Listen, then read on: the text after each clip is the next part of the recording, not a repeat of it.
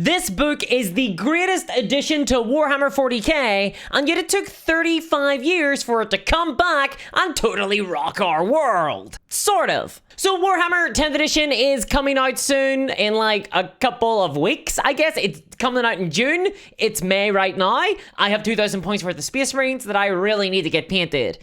Oh dear God. And 10th edition is bringing with it a lot of changes to the core Warhammer 40k gameplay. And a lot of this has been covered in exhaustive detail. But yet, there are elements that has gone very underreported. Things that I have not seen much chatter about online, which is really concerning because these are elements that are super important to me. I am talking, of course, about this. No, not the Codex system and not the Gene Stealer cult. I'm talking about the little gem that is hidden inside. The thing that connects these two books. And it is not my arm span. So Warhammer 40k, I think, rightfully gets a lot of shtick out there from wargamers, but there is something that it does better than most other war games. And I am, of course, talking about list building.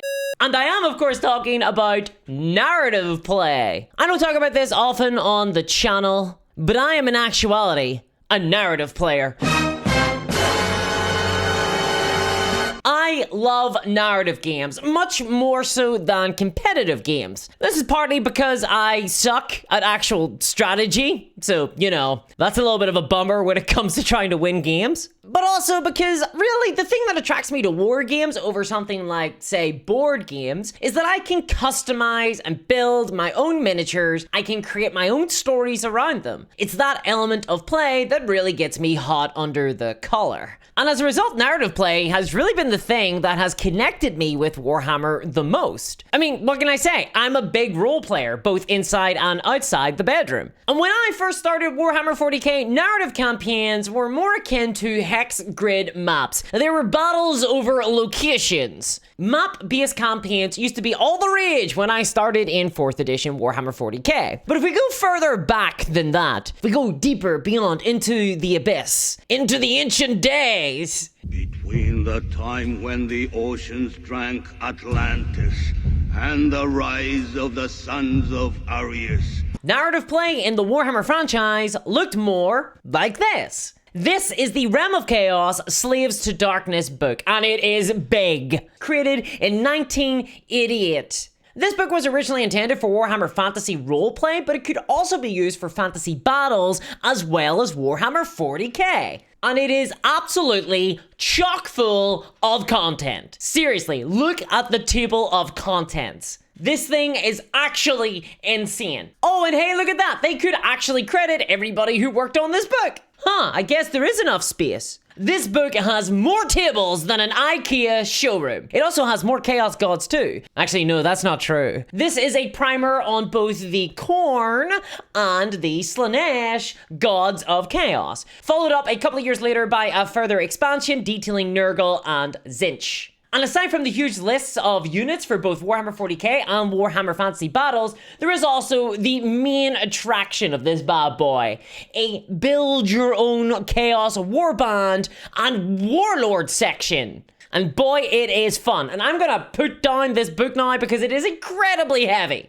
Ah! I think I broke my floorboards. Realm of Chaos was intended for players to roll up their very own Chaos Warlord and lead them into battle against opponents. Players would control these warbands and then grow stronger with every battle, gaining experience and powers and dark gifts. But creating the characters in the first place was an incredibly involved process.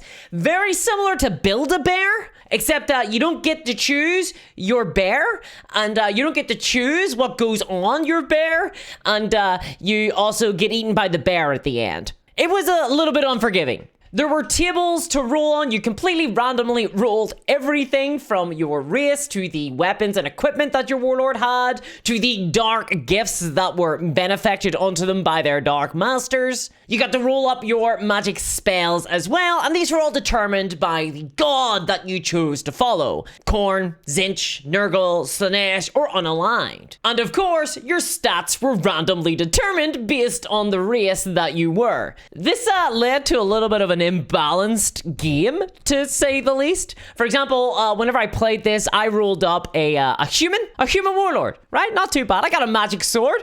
Pretty swell, pretty good. I felt like I'd done pretty well. I rolled pretty well. And then my friend rolled up their character. They were a dark elf. This meant that not only were they 3 times as fast as me, they also had 5 times the wound. They had a weapon skill of 2+, a ballistic skill of 2+, and they also had mutated into 100 incredibly useful tentacles. I was completely outmatched in every way. And you know what? That was kind of fun. I got to be a little bit of the underdog. I felt like the underdog too. I got my ass handed to me. But hey, when your character died, you just rolled up another, created your warband, and off you popped again. And hey, it's not like winning matches actually helped you out anyway. Whenever you leveled up, you gained XP, you got dark gifts from your Chaos Gods, and these could sometimes be pretty bad, actually. Because you could be mutated in certain ways. And if you got mutated too many times, you just turned into a Chaos spawn. You're destroyed. You had to get really lucky to actually join the later pantheon of the Ever-Chosen. What can I say? Too many Chaos gifts, doesn't always work out well. And honestly, as imbalanced as this was, it was still a fantastically fun experience when played with friends. I don't think I'd want to show up to a tournament with these rules. And Games Workshop have revealed the 10th edition will have these rules, sort of, with big major caveats. I'm kind of concerned with the implementation. Because, after all, I am a complicated person with a sophisticated palate. Every time I ask people what they think my favorite food is, they always say potatoes, because I'm Irish. And that's pretty narrow-minded of them. I am far more sophisticated than that. My favorite food is actually cereal. Sadly, if I was allowed to eat the amount of sugary cereal that I want to, I would literally melt. Luckily, there's Magic Spoon, the cereal that comes in the most aesthetic boxes I've ever witnessed. I have been living on this stuff recently as part of a desperate attempt to recapture some of the joy of childhood. And what do you know? It's been working. They only have 140 calories per serving, and they're also keto-friendly, gluten-free, grain-free, and soy-free. This has really transformed my midnight snack because it's not like any other cereal. There's a ton of flavors to choose from. Cinnamon roll, frosted, blueberry muffin, fruity, birthday cake, and even peanut butter. I didn't think you could have peanut butter flavored cereal. That sounded so bizarre to me when I first saw it, but it's actually now my favorite flavor. So click the link below to grab a variety pack and try it out today, and be sure to use the promo code DISCOURSE at checkout to get $5 off any order. Or go to magicspoon.com/discourse. And Magic Spoon is so confident in their product, it's backed with a 100% happiness guarantee. So if you don't like it for any reason, they'll refund your money, no questions asked. So click the link below or scan the QR code on the screen and use the code DISCOURSE for $5 off, or go to magicspoon.com/discourse to save $5 today. Thanks for sponsoring today's video, Magic Spoon. Now, when I say the Games Workshop are bringing back Realm of Chaos, they aren't releasing that book again. They aren't updating that book for 10th edition. No, they're doing basically the next best thing. They are bringing back Crusade mode. Crusade mode for 10th edition. And I am incredibly excited for Crusade. I gotta be honest. Crusade mode is awesome. It follows in the tradition of Realm of Chaos, and it is absolutely one of the best things that modern GW have done.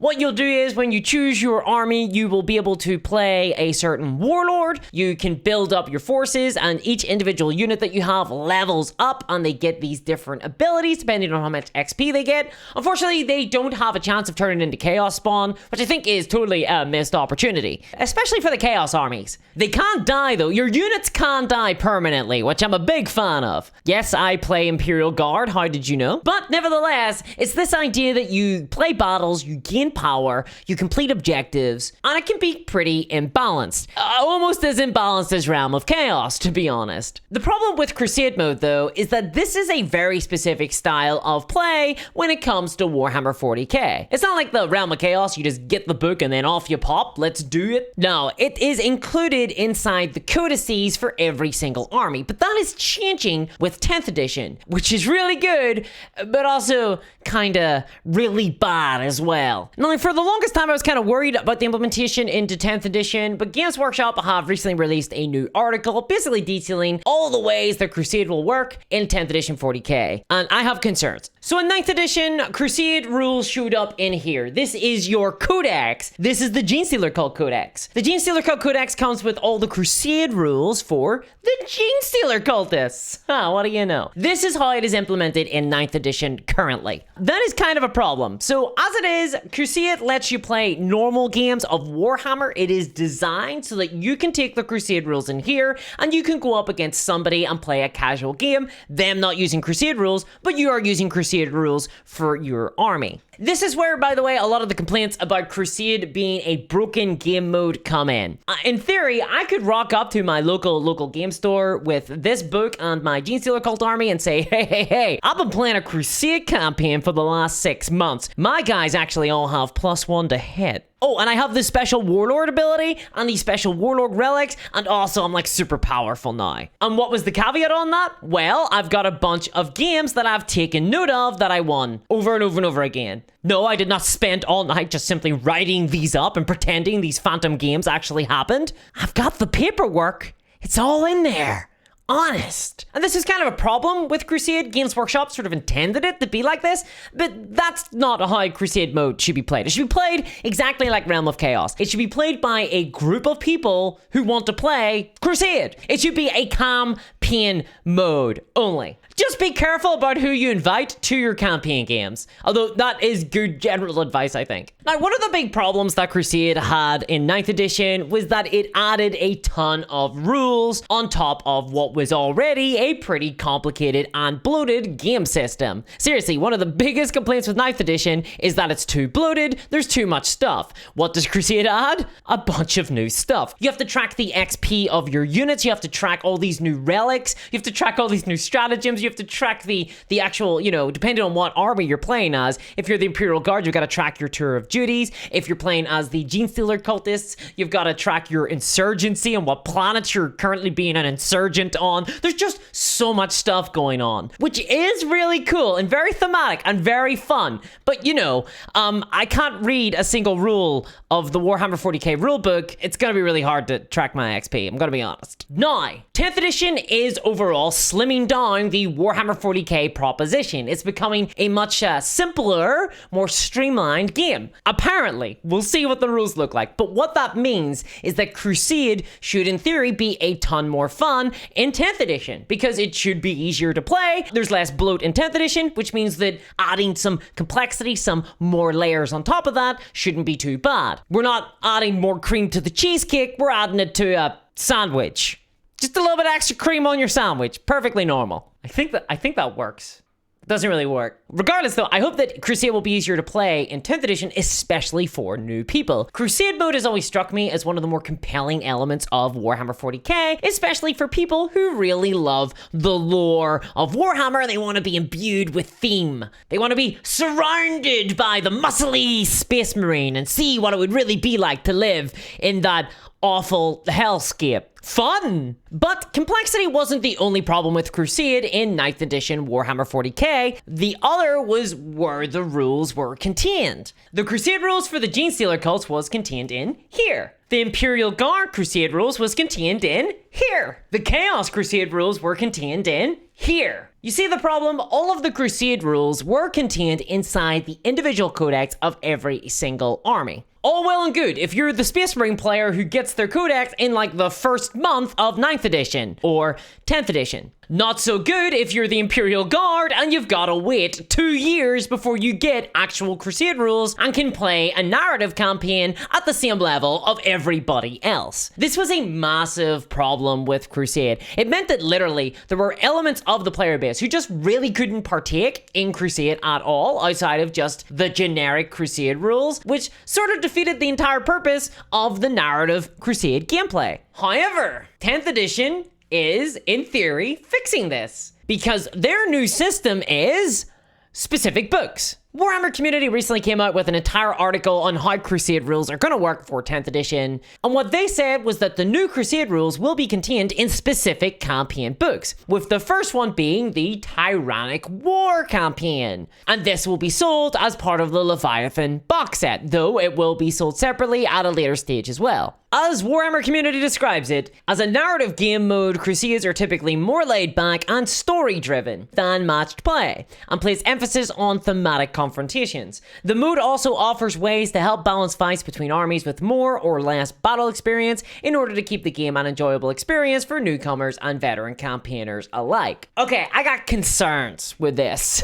So in theory, these campaign books will resolve the problem of codices, some armies having crusade rules and some armies not. But what's this going to mean in actual practice? What is the Tyrannic Wars campaign book going to actually look like? Are we going to have specific Imperial Guard Crusade rules inside this new campaign book? Are we going to have specific Genestealer Cult rules? Are we going to have specific Drukhari campaign rules? I don't think so. I think instead what they're doing is reframing the entire Crusade experience away from being a thematic and interesting way to play your faction into being a way of playing a specific moment in time in Warhammer 40k. Like, I just don't see the Imperial Guard getting tours of duty rules in the Leviathan book. I just don't. In fact, it feels like we're gonna be in a really weird Half-Life space for Crusade players going into 10th edition. As the Warhammer community article further says, what if you've been playing Crusade already through 9th edition and already have a story of grizzled veterans? Well, never fear. There will be rules available here on Warhammer Community that explain how to transition your Crusade army from the current edition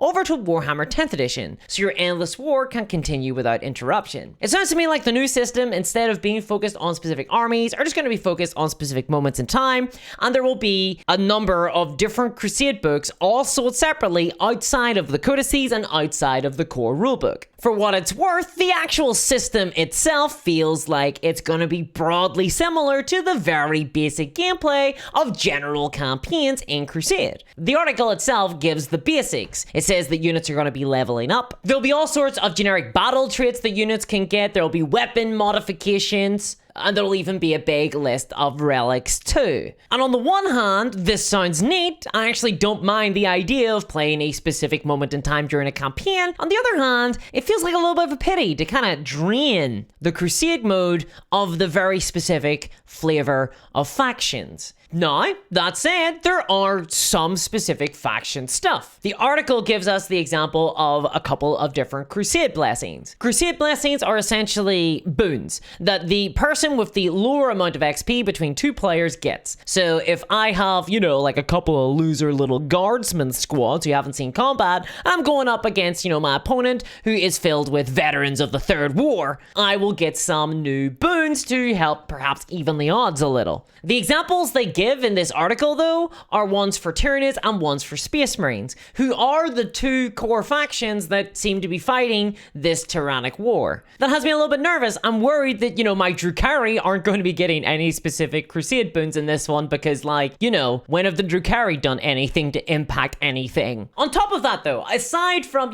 focusing on a certain war or anything like that, there are some thematic the campaign books are also focused on certain thematic elements. In this one, in the Tyrannic War one, it's going to be on monsters and people who hunt monsters. That doesn't really describe any of the armies I have. So it feels like we've replaced one problem of, hey, I've got an army that doesn't have a codex and therefore doesn't have any Crusade rules, with another one, which is the latest Crusade rules have come out and they're focused on a thing that I don't have in my army at all. I get that this is designed to encourage seals, but I'm done, dude. I'm not buying any more Drukhari. I'm finished. And this, of course, all of this conversation speaks to the future. Because obviously what this means is that we're going to see future campaign books all dedicated to Crusade. And I love Crusade. I think it's really fun, and I think it should be a focus of the game. I think it deserves to be a pillar in and of itself, beside match play and beside casual play. However,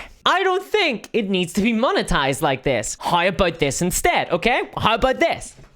How about this? How about just a Crusade book? How about we do all the rules of Crusade and we just have the rules in a single big book? Put in the Imperial Guard Tours of Duty, put in the Genestealer Cults Insurgency, put in the Drukhari thing, the real Space Raids, I can't remember what it was. Put in the Crusade rules, the specific Space Marine Crusade rules.